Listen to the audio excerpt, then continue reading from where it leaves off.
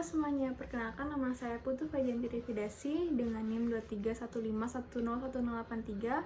Saya dari Fakultas Teknik dan Kejuruan Program Studi Ilmu Komputer. Nah, di mata kuliah kali ini yaitu Interaksi Manusia dan Komputer, saya akan mereview aplikasi Gojek melalui aspek 8 Golden Rules dan 10 Usability Heuristic. Sebelumnya saya akan menjelaskan mengenai aplikasi Gojek. Gojek merupakan aplikasi asal Indonesia yang dibuat oleh Nadiem Makarim beserta jajarannya pada tahun 2009. Gojek sendiri sudah beroperasi di wilayah Indonesia, Thailand, Vietnam, Singapura, dan Filipina. Gojek sendiri sudah diunduh lebih dari 50 juta kali di App Store dan di Play Store. Gojek merupakan suatu aplikasi yang menyediakan transportasi berupa motor atau mobil yang dapat dipesan melalui online dari jarak jauh oleh masyarakat luas. Gojek ini telah mengubah bagaimana masyarakat Indonesia menggunakan transportasi umum karena masyarakat selalu mengikuti tren yang ada. Pada zaman digital kali ini, trennya yaitu layanan transportasi umum yang bisa dipesan dengan mudah dan cepat selama ada koneksi internet. Selain transportasi umum yang disediakan oleh Gojek, kita juga bisa dapat memesan makanan melalui online, yaitu hanya dengan mengeklik dan membayar melalui GoPay atau cash, kita bisa memesan makanan tanpa harus keluar rumah. Kita sudah membahas mengenai aplikasi Gojek. Setelah itu saya akan mereview aplikasi Gojek dengan pemenuhan aspek 8 Golden Rules dan 10 Usability Heuristic.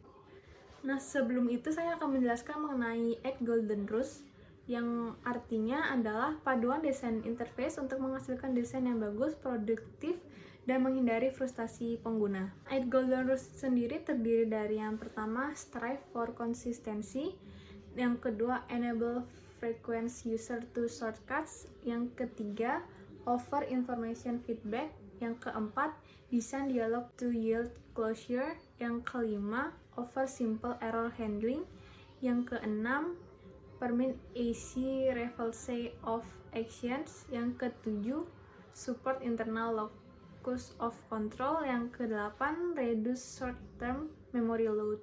Nah, selanjutnya saya akan menjelaskan mengenai 10 Usability Heuristic.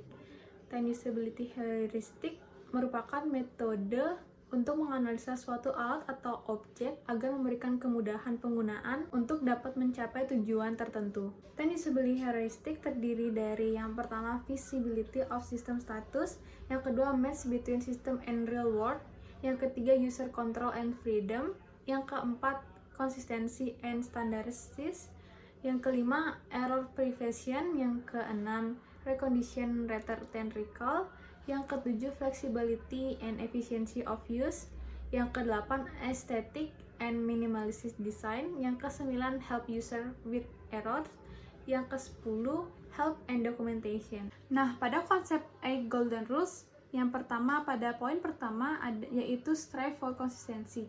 Aplikasi Gojek memiliki ikon-ikon khasnya yang memudahkan kita untuk menemukan layanan yang kita perlukan dan menggunakan perpaduan warna yang soft mengelola setiap aplikasinya. Contohnya layanan memesan makanan atau belanja dan layanan transportasi pada pengiriman. Nah, pada poin kedua yaitu setup to universal usability. Aplikasi Gojek telah membuat kita pintasan untuk layanan yang sering kita gunakan. Contohnya pada layanan GoRide, GoCar, dan GoFood yang sering saya gunakan disediakan pada menu beranda utama aplikasi. 3 yaitu offer information feedback. Aplikasi Gojek telah memberikan mark kepada kita saat sedang melakukan aktivitas di aplikasi tersebut. Contohnya chat yang telah dibaca tidak diberikan tanda, dan chat yang belum dibaca akan diberikan tanda sesuai dengan pesan yang masuk.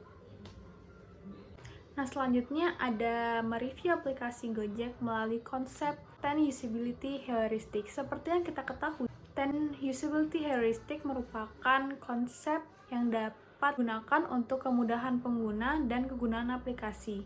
Pada konsep yang pertama yaitu visibility and of system status.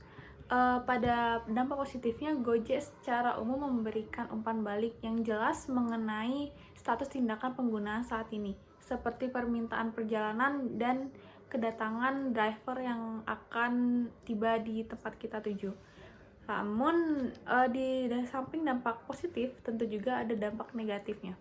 Terkadang aplikasi lambat dalam memperbarui lokasi sehingga lokasi secara real time sehingga membuat kebingungan kepada para pengguna. Pada konsep yang kedua yaitu match between system and the real world, dampak positifnya Gojek menggunakan istilah-istilah nyata seperti ride, driver, and payment yang selaras dengan kehidupan nyata di sekitaran kita.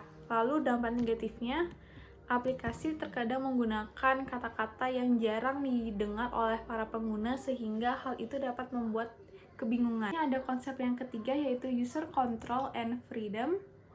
Positifnya pengguna dapat dengan mudah membatalkan perjalanan, mengedit tujuan, dan menavigasi aplikasi tanpa terkendala.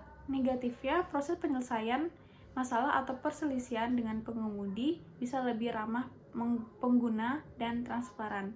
Konsep keempat yaitu konsistensi and standar.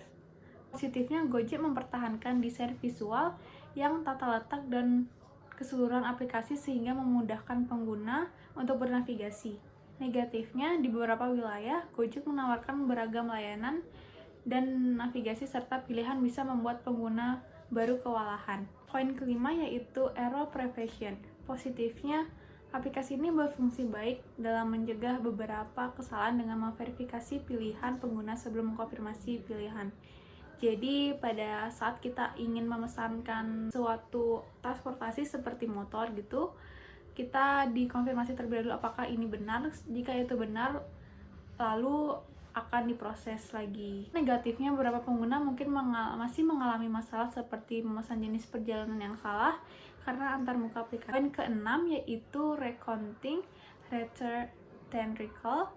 Positifnya, Gojek menampilkan riwayat perjalanan sebelumnya dan lokasi yang sering digunakan sehingga mengurangi kebutuhan pengguna untuk mengingat informasi.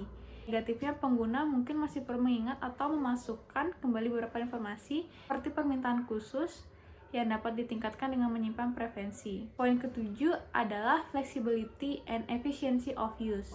Positifnya, Gojek menawarkan fitur-fitur dasar dan lanjutan melayani berbagai macam pengguna, mulai dari pengguna sesekali hingga pengguna tingkat lanjut. Negatifnya, antarmuka aplikasi mungkin membingungkan bagi pengguna pertama kali dan dapat memanfaatkan orientasi atau tutorial pengguna. Yang kedelapan ada aesthetic and minimalis. Positifnya, aplikasi ini memiliki desain yang masih bersih dan modern, serta memprioritaskan informasi dan tindakan penting.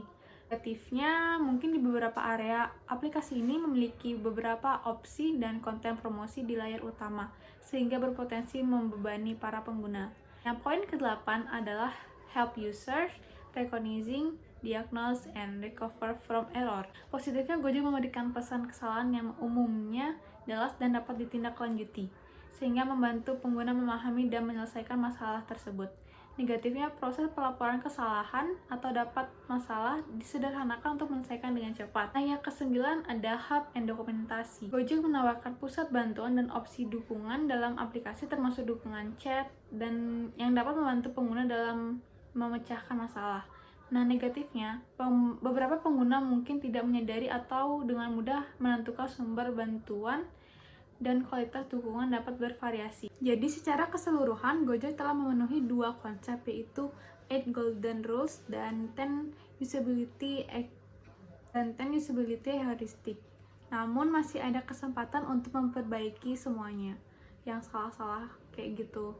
Terutama dalam hal menyederhanakan antarmuka pengguna untuk pengguna baru dan meningkatkan mekanisme pencegahan dan pemulihan kesalahan.